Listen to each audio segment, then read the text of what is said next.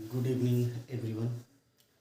आज मैं प्रकाश वर्मा। आज स्टडी करते हैं क्लास 12 हिस्ट्री का एक चैप्टर है थीम 13।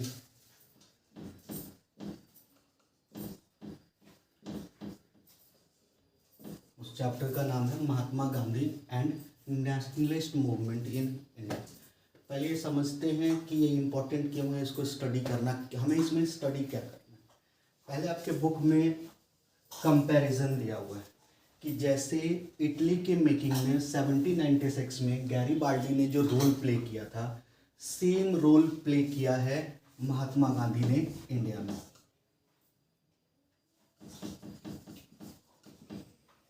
इन इंडिया और इन्हीं के टाइम पीरियड को हमें पढ़ना है। इसको कहते हैं गांधीयन ईरा। ये स्टार्ट होता है 1915 पे और ये चलता है 1947 तक, यानी हमें इसके बारे में अब पढ़ना है।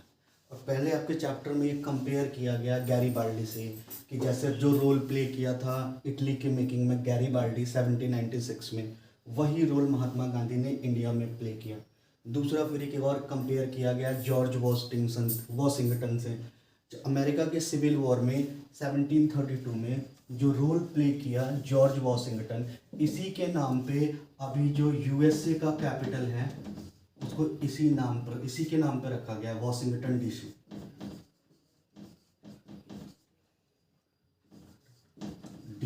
ये कैपिटल है यूएसए का, इन्हीं के नाम पर रखा हुआ। इन्हीं को कंपेयर किया गांधी से कि जैसे ये रोल प्ले कर रहे थे वही रोल प्ले किया इंडिया में गांधी ने। एक तीसरा एग्जाम्पल दिया है हो ची मिन का। ये वियतनाम के स्ट्रगल में इन्होंने बहुत बड़ा रोल प्ले किया 1945 से लेके 1955 में, और वहाँ के ये प्रेसिडेंट भी रहे वियतनाम के नॉर्थन साइड में। तो यही कंपेयर किया गया गैरीबाल्डी से, जॉर्ज वॉशिंगटन से और हो ची मिन से गांधी को। इस पूरे चैप्टर में हमें पढ़ना है गांधीयन एरा। गांधीयन एरा को दो पार्ट में डिवाइड करते हैं। पहला पार्ट है गांधी जी इन साउथ अफ्रीका और दूसरा पार्ट है गांधी जी इन इंडिया।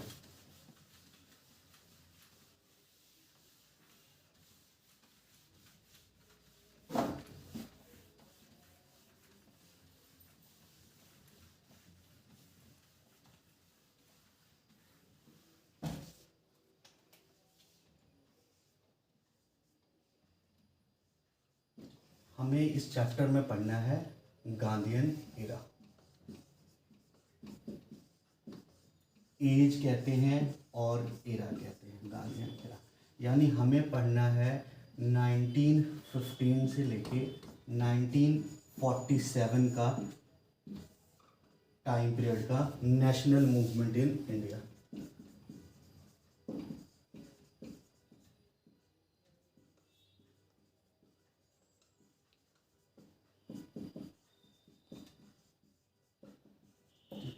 इस गांधीयन एरा को दो पार्ट में डिवाइड करते हैं। एक को कहते हैं गांधी इन साउथ अफ्रीका,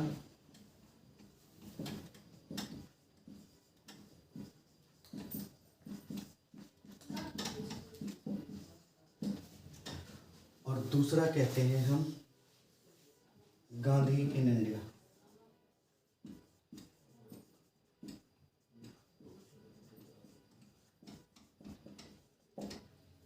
ये टाइम पीरियड है 1893 टू 1915, इसमें पढ़ेंगे। और गांधी इन इंडिया में पढ़ेंगे हम 1915 टू 1947। तो ज़्यादा हमें फोकस इस पे रखना है।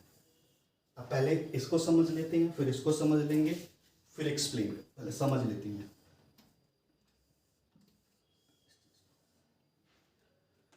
सबसे पहले गांधी जी गुजरात से जाते हैं लंदन बैरिस्ट्री के लिए, बैरिस्टर बन के इंडिया में आते हैं।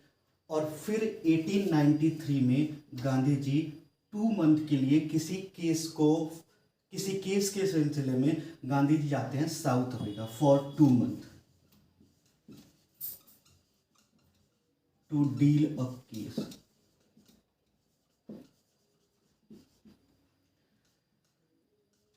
जब गांधी जी आते हैं साउथ अफ्रीका तो उनके साथ कुछ ऐसे इंसिडेंट होते हैं जिससे उन्हें पता चलता है कि साउथ अफ्रीका में प्रेजेंट टाइम में बहुत सारा डिफरेंसेस है ब्लैक एंड वाइट में।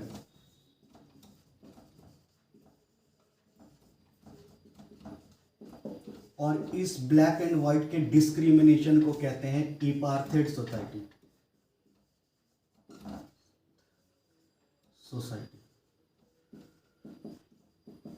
अब ये है क्या, इसको एक बार समझते हैं क्यों डिस्क्रिमिनेशन है। साउथ अफ्रीका एक ऐसा एरिया है अफ्रीकन जहां सबसे ज़्यादा मिनरल्स हैं। स्पेशली अगर बात की जाए साउथ अफ्रीका में तो सबसे ज़्यादा गोल्ड, सिल्वर और डायमंड है साउथ अफ्रीका में। यस, साउथ अफ्रीका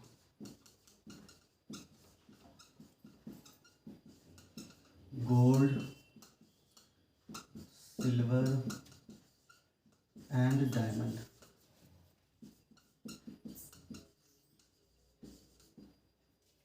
अब जो भी यूरोप के बड़े बिजनेसमैन थे वो साउथ अफ्रीका में गए और वहां से इनकी माइनिंग या एक्सट्रैक्शन शुरू किया।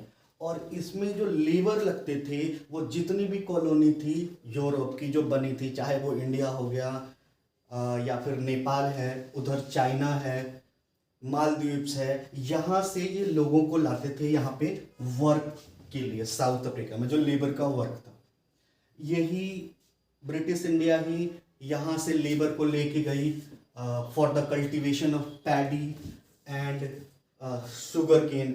तो वो लेके चली गई मॉरिशस। तो जितने भी यहाँ पे आइलैंड्स थे आसपास में एशिया में, उन सब आइलैंड्स पे लेबर को या वहाँ पे खेती करने के लिए जो या माइनिंग के लिए ईस्ट इंडिया कंपनी बोलो या फिर ब्रिटिश गवर्नमेंट ने इन सब माइग्रेंट लेबरों को वहाँ पे लगाया काम में। अब ये जो थे जो बाहर यूरोप से आए थे वो थे बहुत ही गोरे, मतलब वाइट, उनका स्किन कलर वाइट है। और जो इंडिया है, इंडिया का भी बहुत सारा पार्ट टॉरिड जोन में आता है। और अफ्रीका के नेटिव जो हैं वो थोड़े से डार्क स्किन के हैं जिनको हम कहते हैं ब्लैक। और इसमें इन्होंने इतना डिस्क्रिमिनेशन किया था कि ये इनको साथ रेस्टोरेंट में बैठने नहीं देते थे, साथ ट्रैवल नहीं करने देते थे ट्रेन में। हर चीज़ पब्लिक जितनी भी गुड्स थी उसमें अलग अलग सेग्रीगेट कर दिया गया था कि वाइट कौन सा चीज़ यूज़ करेंगे, ब्लैक कौन सा यूज़ करेंगे। जहाँ जिस स्कूल कॉलेज में वाइट जो है यूरोपियंस वो पढ़ते थे वहाँ ब्लैक अलाउड नहीं थे। तो ये बहुत सारे इनके पास राइट्स थे ही नहीं, बहुत ज़्यादा डिस्क्रिमिनेशन था। उसी डिस्क्रिमिनेशन को कहते हैं एपार्थेड सोसाइटी। गांधी जी के साथ भी ये इंसिडेंट हुआ। गांधी जी ट्रेन में बैठे थे फर्स्ट क्लास में टिकट लेके, इनको स्टेशन पे ही उतार दिया गया। क्यों? क्योंकि ये काले थे। तो इन्होंने कहा कि फर्स्ट क्लास में केवल वाइट पर्सन ही जा सकते हैं, सेकंड क्लास और थर्ड क्लास बना है ब्लैक्स के लिए। तो गांधी जी को भी बुरा लगा। तो गांधी जी ने नेक्स्ट 22 ईयर्स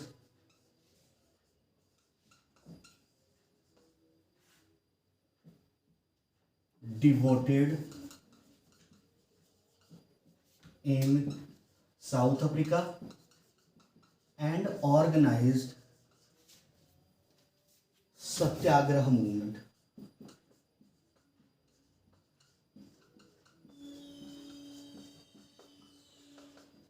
गांधी जी ने ऑर्गेनाइज किया वहां सत्याग्रह। सत्याग्रह में बहुत ज़्यादा सक्सेसफुल मिला गांधी जी को। और गांधी जी ने वहाँ जो एपार्थेड सोसाइटी का सिस्टम था उसको ख़त्म किया, राइट्स मिलने लगे ब्लैक्स को। तब ये सारा ऑर्गेनाइज करने में जितने भी प्रोटेस्ट थे, रिवॉल्यूशन था, सबको एक साथ मिलाने में गांधी जी को लगभग 22 ईयर्स लग गए। तो गांधी जी 1915 में अब यहाँ ख़त्म करके आते हैं इंडिया में। अब हम देखते हैं Gandhi in India.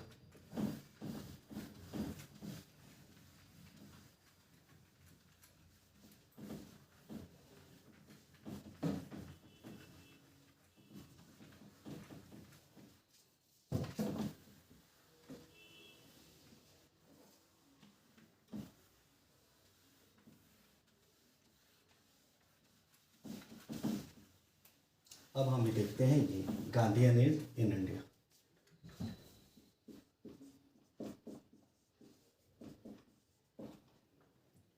First thing, ये पार्थिव सोसाइटी भी हटा दो, इसका भी अब कुछ काम नहीं है। साउथ अफ्रीका खत्म। अब आ जाते हैं हम इंडिया में। फर्स्ट 9 जैन को Mahatma Gandhi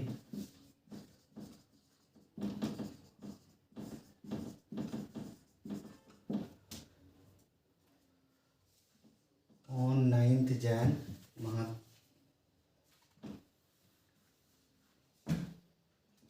1915 Mahatma Gandhi came to India.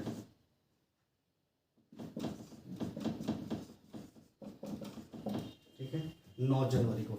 एक इंपॉर्टेंट चीज याद रखना, जिस दिन वो 9 जनवरी 1915 को इंडिया में आए थे दोबारा, इसीलिए 9 जैन को हमारे कंट्री में एक डे सेलिब्रेट किया जाता है जिसको हम कहते हैं NRI डे। हिंदी में कहते हैं अप्रवासी दिवस, और इसमें कहते हैं इंग्लिश में NRI day, non resident Indian day. यानी इंडिया के जितने भी लोग इंडियन मूल के या इंडिया के जितने भी लोग दूसरे कंट्री में रहते हैं उनको इस दिन बुलाया जाता है इंडिया में। उनके साथ प्राइम मिनिस्टर, प्रेसिडेंट्स बात करते हैं और उन्हें अवार्ड देते हैं और उन्हें अप्रोच किया जाता है कि आप हमारी कंट्री में भी, इंडिया में भी, अपने कंट्री में भी आप इन्वेस्टमेंट करो, बिजनेस करो। ये पर्पस होता है NRI डे मनाने का। 9 जैन 1915 को आते हैं गांधी जी इन इंडिया में। उस समय का सिचुएशन पहले एक बार समझ लेते हैं कि इंडियन नेशनल कांग्रेस INC ये बना 1885 में। INC 1885 में बना जब गांधी जी इस टाइम तक 1915 तक इसके बहुत सारे ब्रांचेज, ऑफिसेज इंडिया के हर सिटीज में छोटे बड़े ओपन हो चुके थे। इन 1915 INC offices and branches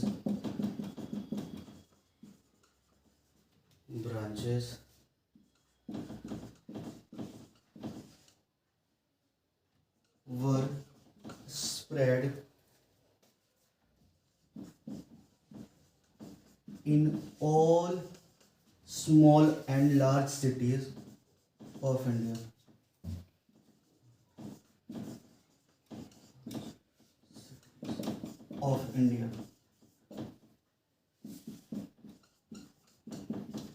ठीक है, तो यानी इंडियन नेशनल कांग्रेस कोई पुराना कंसेप्ट यहाँ तक नहीं था।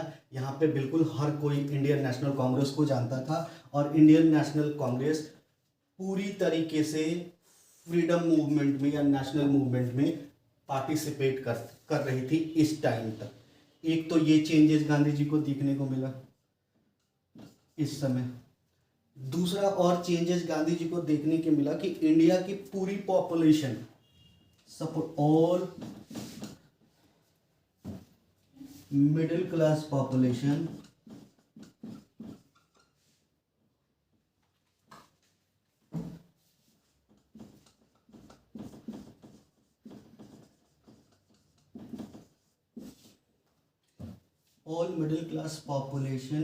were only participating in movement.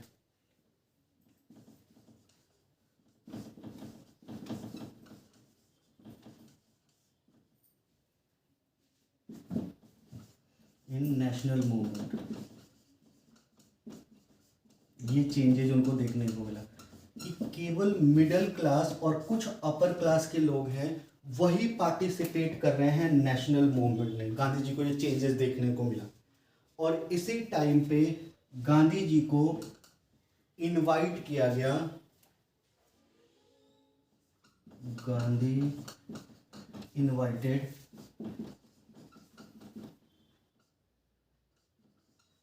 For speech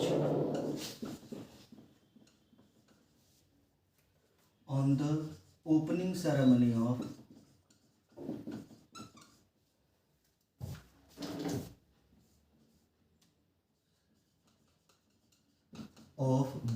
BHU in February 1916। सबसे पहले गांधी जी को बहुत लोग नहीं जानते थे। Gandhi ji Indian national movement से बिल्कुल बाहर थे। ये जो लोग कंसर्न रखते थे कि साउथ अफ्रीका में क्या चल रहा है, अमेरिका में क्या चल रहा है, इटली में क्या चल रहा है, उन्हीं को पता था कि गांधी जी कोई लॉयर हैं जिन्होंने साउथ अफ्रीका में सत्याग्रह किया है। जब गांधी जी इंडिया में है तो गांधी जी को फर्स्ट टाइम इनवाइट किया गया स्पीच के लिए जब BHU की ओपनिंग सेरेमनी चल रही थी बनारस में 1916 में। BHU का मतलब Banaras Hindu university.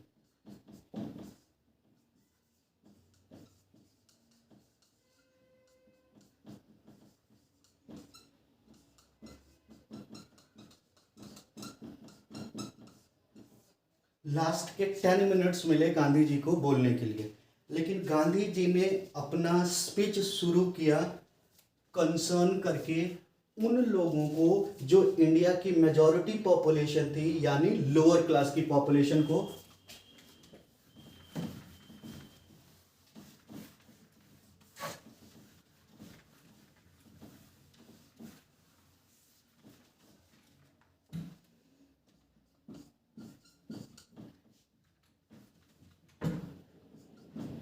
In his speech, Mahatma Gandhi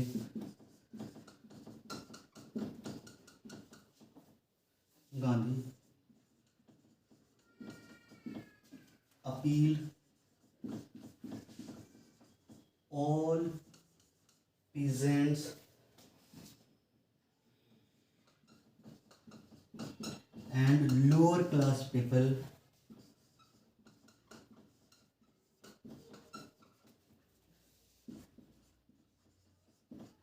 of India to participate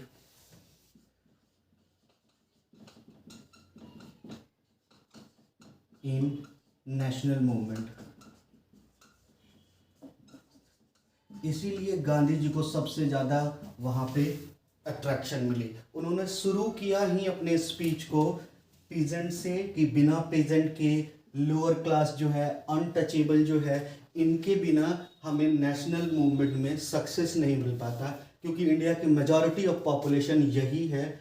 इसलिए उन्होंने सबसे पहले अपील की इन लोगों से कि आप भी आके नेशनल मूवमेंट में पार्टिसिपेट करो। ये होता है 1916 स्पीच तक। अब आगे बढ़ते हैं।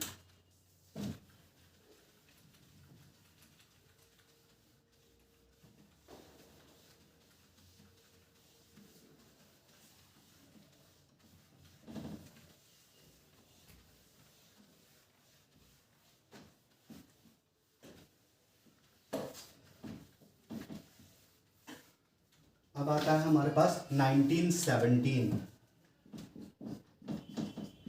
इन 1917 द एनुअल सेशन ऑफ, हर साल कांग्रेस अपना एनुअल सेशन मनाता था। वहां पे पूरे इंडिया से जितने भी लीडर्स थे INA के, वो इकट्ठे होते थे और डिस्कशन होती थी कि अब फर्दर हम कौन सा रिवोल्ट करें, कैसे ऑर्गेनाइज करें मूवमेंट को, क्या क्या वर्क करें। इसके लिए हर साल इनकी एनुअल मीटिंग होती थी जिसको कहते हैं एनुअल सेशन। तो 1917 का जो एनुअल सेशन था उसमें गांधी जी भी थे। वो सेशन हुआ लखनऊ में। In 1917 annual session of INC was held in Lucknow, Uttar प्रदेश।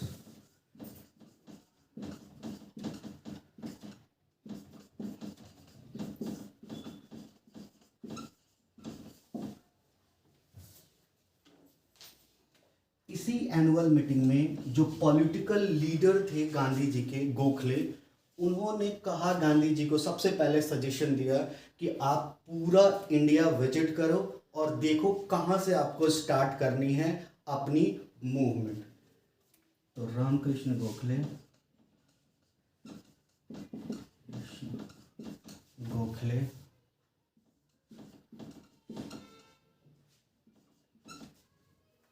और पॉलिटिकल लीडर ऑफ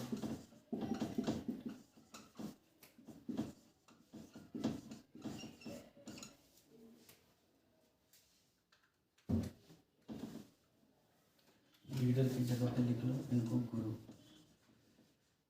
और Mahatma Gandhi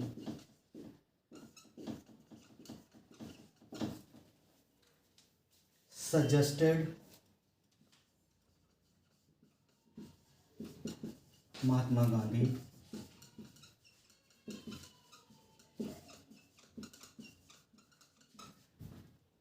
to visit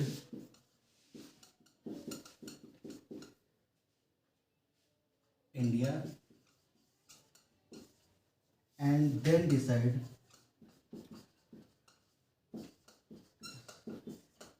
their national movement.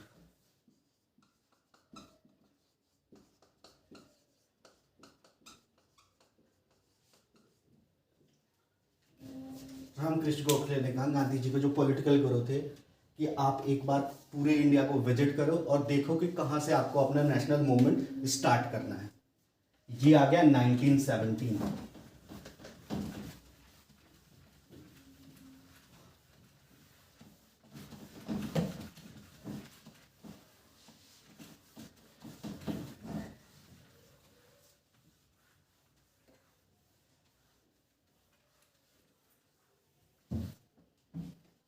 जब गांधी जी लखनऊ से चले बिहार की तरफ तो हर स्टेशन पे हजारों में लोग खड़े होते थे गांधी जी को देखने के लिए, यानी इनकी पॉपुलैरिटी इतनी ज़्यादा स्प्रेड हो चुकी थी इंडिया में। और हर कोई लेडीज़ हो, वुमेन्स हो, मेन हो या लीडर हो, आम पब्लिक भी कुछ ना कुछ लेके आई थी जब ये पहुंचे गोरखपुर,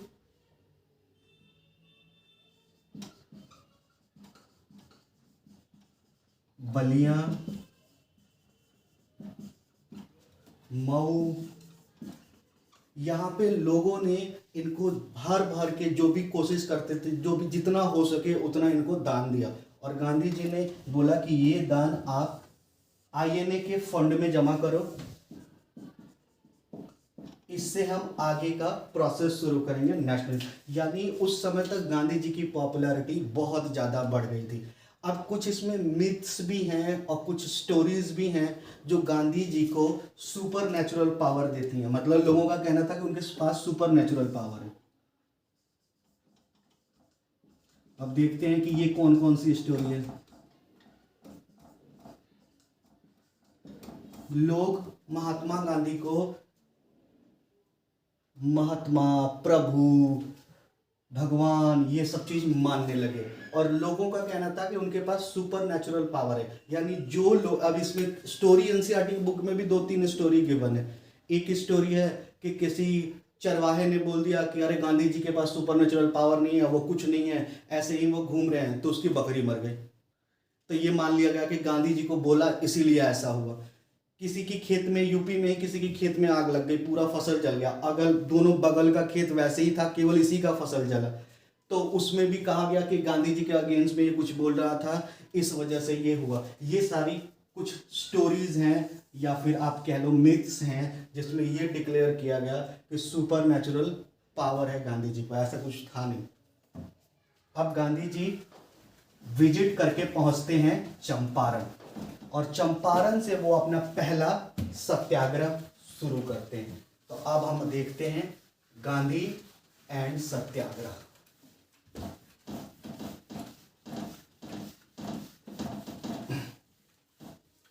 ये जितना गांधी जी ने इंडिया में लॉन्च किया, चाहे सत्याग्रह हो, चाहे नॉन कोऑपरेशन मूवमेंट हो या सिविल डिसोबीडिएंट मूवमेंट हो, ये सारे मूवमेंट गांधी जी ने पहले साउथ अफ्रीका में चला लिए थे और सारे ही मूवमेंट सक्सेसफुल थे गांधी जी के साथ अफ्रीका में। इसलिए गांधी जी ने यहाँ पे भी ट्राई किया और यहाँ पे भी बहुत हद तक सक्सेसफुल रहा। तो पहले देखते हैं आप सत्याग्रह।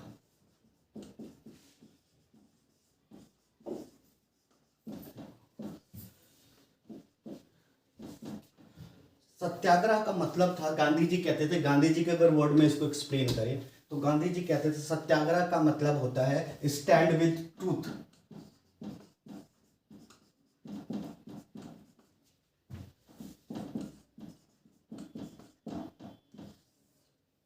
गांधी जी कहते थे स्टैंड विद ट्रूथ, यानी सच के साथ खड़े रहो। दूसरा इनका कहना था सत्याग्रह में ही, प्रोटेस्ट पीसफुली,